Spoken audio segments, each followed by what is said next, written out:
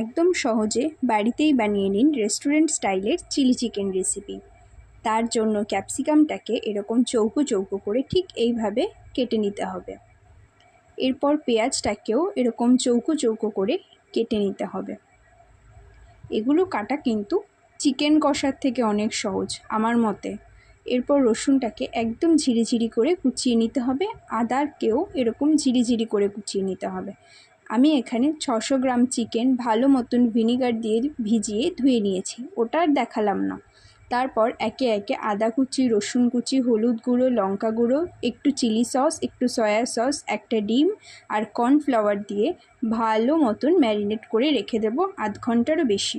এরপর কড়াইতে তেল গরম করে একে একে লো ফ্লেমে চিকেনগুলোকে ভালো মতন ভেজে নিতে হবে, যাতে 70 থেকে 80% চিকেন এখনই সেদ্ধ হয়ে যায়। এরপর একটা বাটিতে বেশিরভাগ পরিমাণটা টমেটো সস দিয়ে সামান্য একটু চিলি সস, সয়া সস আর একটু জল দিয়ে ভালো মতন মিশিয়ে নেব।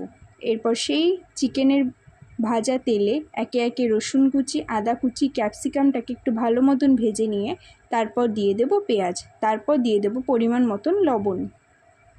এটা ভালো মতন ভাজা হয়ে গেলে দিয়ে দেব ভেজে রাখা চিকেনগুলো। চিকেনটাকে 2 থেকে 3 মিনিট ভালো মতন ভাজতে হবে ক্যাপসিকাম আর পেঁয়াজের সাথে। ততক্ষণে কর্নফ্লাওয়ারটাকে গুলিয়ে নিলাম।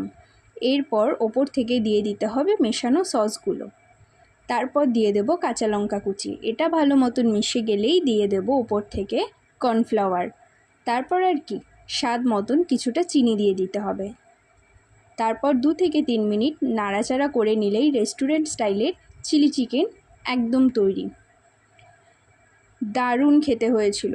কেমন লাগলো এত সহজ রেসিপিটি? লাইক, শেয়ার, সাবস্ক্রাইব করে কমেন্ট করে জানাবেন।